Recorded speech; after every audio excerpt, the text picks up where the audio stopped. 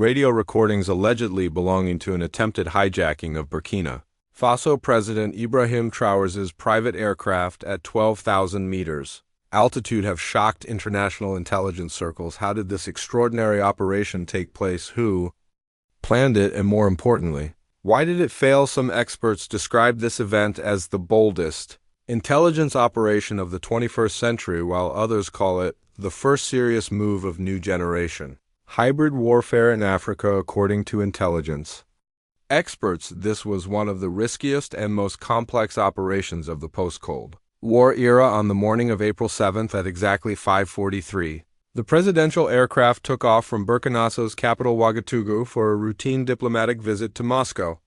The luxury Falcon 7X jet took off in the first flight of day, with no one aware of the drama that would unfold in just a few hours. On board were Ibrahim Traoré along with an 8-person security team, 4 cabinet members, and 6 crew members. About 3 hours later, as the plane was cruising over the Mediterranean, one of the most dramatic aerial incidents ever leaked to the public began to unfold. The transponder signal of the supposedly highly secure presidential Falcon 7X suddenly cut off. This is a serious alarm in the aviation world and usually indicates a technical malfunction or something more serious.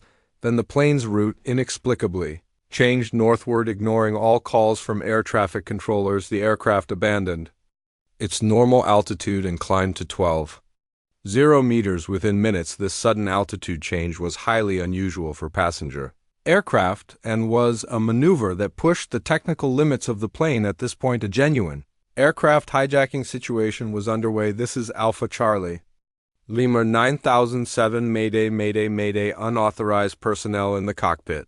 We do not have control of the aircraft. I repeat, we do not have control of the aircraft. This was the last open communication from Captain Jean-Michel Drago, the pilot of the presidential aircraft. The panic and urgency in his voice clearly revealed the seriousness of the situation. However, with the complete failure of radio security, conversations inside the aircraft became audible on military bands in the region. Ties leaked recordings revealed details of the dramatic struggle inside the plane. Now, for the first time, we are revealing those recordings that no one outside Burkina Faso has heard. Those recordings likely reached us through careful monitoring by regional intelligence services and perhaps through information leaked by some former intelligence operatives. But first, let's look behind the scenes of this operation. Traoré's visit to Moscow was not a randomly selected diplomatic meeting. Just a week earlier, the Burkina Faso government had issued a radical decree restructuring control of all uranium, gold, and lithium mines in the country.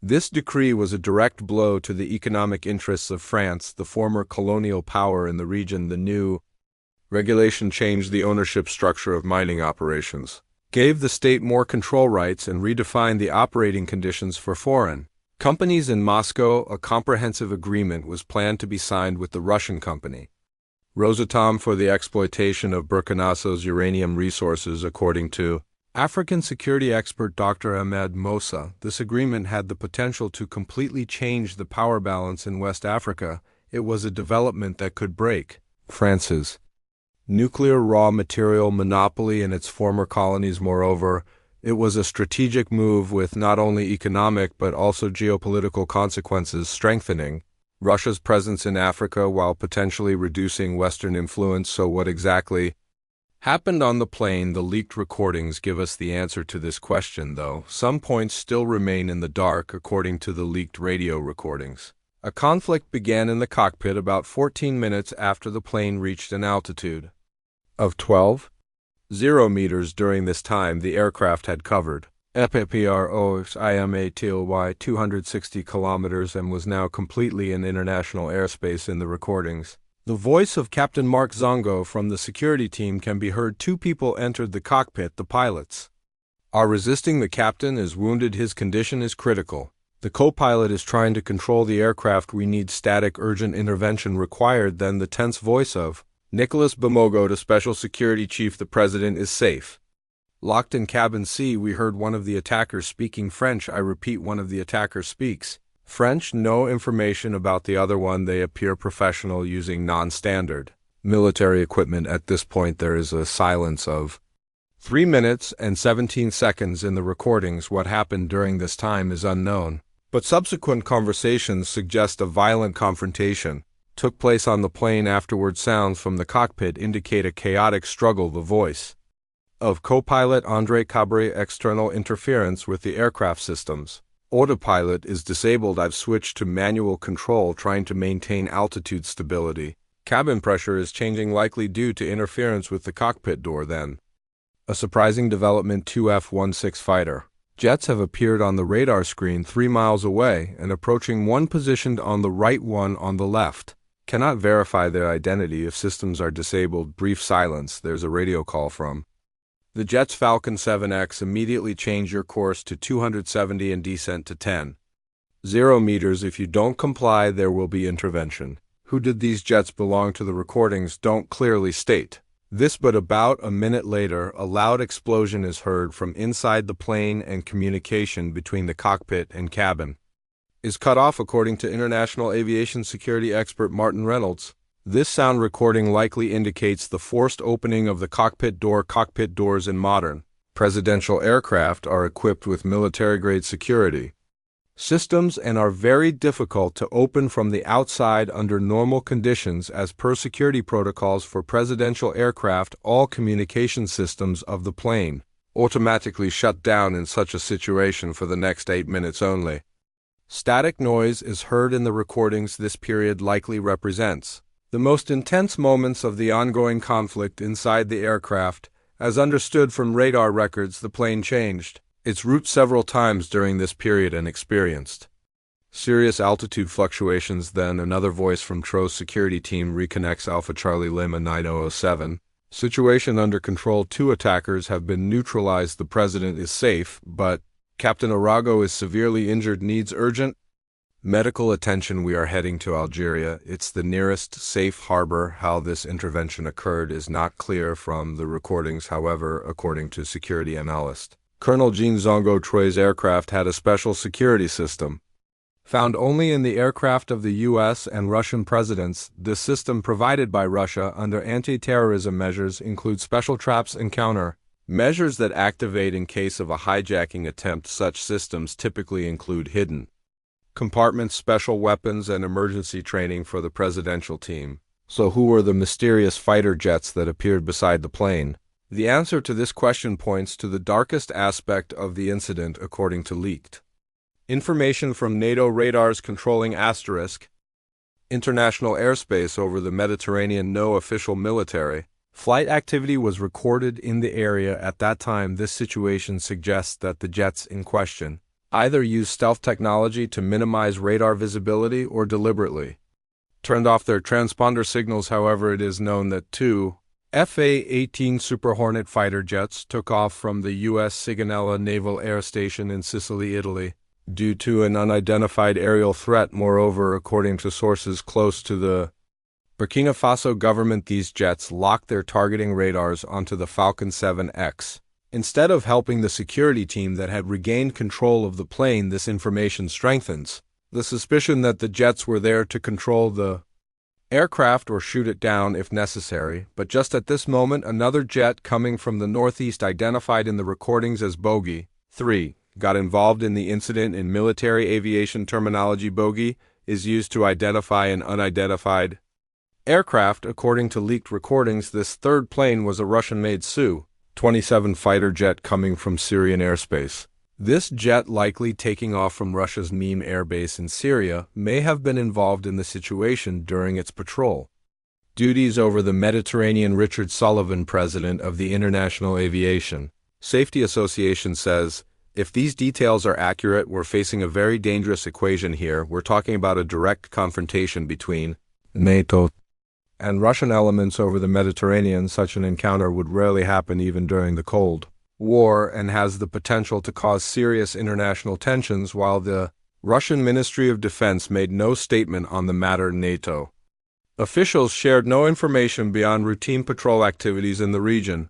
This diplomatic silence shows the sensitivity of the incident and its potential geopolitical consequences. So who tried to hijack the presidential aircraft and how did they fail? The answer to this question is still being debated in intelligence circles.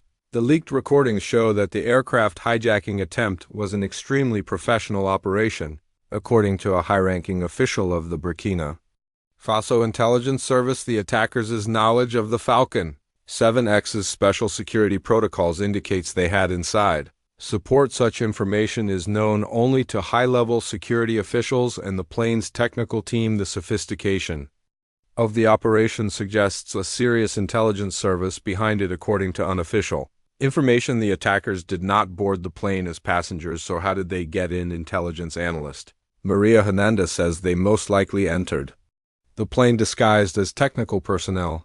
During pre-takeoff maintenance and hid in special compartments, modern presidential aircraft have crew rest areas, luggage compartments, and technical equipment rooms. Such compartments are places where a professional operation team can hide for hours without being noticed. However, there is no clarity in the leaked recordings about the identity of the attackers apart from the presidential security team's description of French-speaking. No nation or organization name is mentioned. This information does not definitively show that the attackers were French, but at least indicates that French speakers were involved in the operation. Thomas Laurent, a journalist investigating French interests in West Africa, says Traoré's visit to Russia and the uranium agreement was a red line for France. Former French colonies in West Africa have been moving away from France, one after another, in recent years and getting closer to Russia. This means both an economic and geopolitical loss for Paris. However, it would be an exaggeration to think that French intelligence would directly organize such an operation. Proxy actors were likely used private military companies operating in the region, or local elements associated with France might have been involved. Now, let's look at what changed after this incident following the hijacking attempt. Radical security changes were made in Burkina. Traoré replaced his entire security team and transferred the training of the Presidential Protection Unit completely to the Russian Wagner Group. This meant a radical transformation in the country's security infrastructure and was an important step toward completely erasing Western influence. Moreover, one-third of the foreign ministry staff was dismissed and replaced mostly with Russian-trained individuals in the economic sphere. Just 2 weeks after the incident, all French companies' licenses in Burkina Faso's mining sector were cancelled, and their assets were confiscated. The value of French companies' assets in the country amounted to billions of dollars, and this move created a shock effect in the global mining sector. In early May, a comprehensive 25-year operating agreement was signed with Russia, not only for uranium but also for gold, manganese, and lithium. However, the most interesting consequence of this event was the complete change in the geopolitical landscape in Africa following Burkina Faso, Mali, Niger, and Chad also made similar moves, signing mining agreements with Russian companies. Thus, four Sahel countries were traditionally seen as France's backyard, and Paris's economic and political influence in the region was indisputable. Moreover, those four countries established a new military alliance called the Sahel Joint Defense Pact with the Wagner Group, providing technical consultancy for this alliance. Experts described these developments as Africa's second war of independence. Dr. Wayne Nkrumah, director of the African Strategic Research Institute, says in the post-Cold War period, "We haven't seen a time when Africa's strategic importance has increased this much. The continent has once again become an arena of conflict between superpowers, but this time, African states also have a say at the table. These countries are seeking alternative strategic partnerships to escape the economic and political pressures of former colonial powers.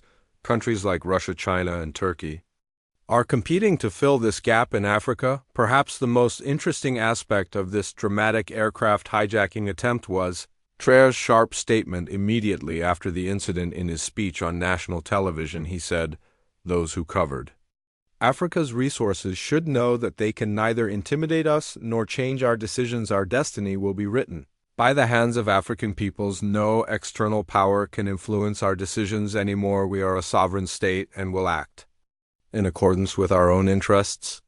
However, the most striking part of the statement was these words Traoré uttered without directly addressing any country: "We know the powers behind this operation. When the time comes, they will be held accountable to the African peoples. No covert operation can hinder Africa's determination on the path to independence."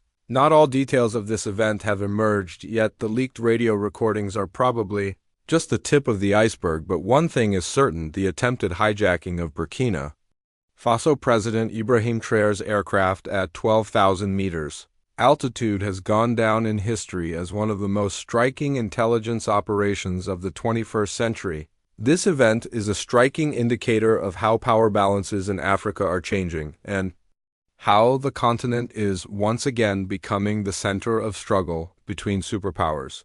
So, do you think this event is just a beginning? What other events might the new Cold War in Africa lead to? We await your comments, and don't forget to subscribe to our channel for such special analyses.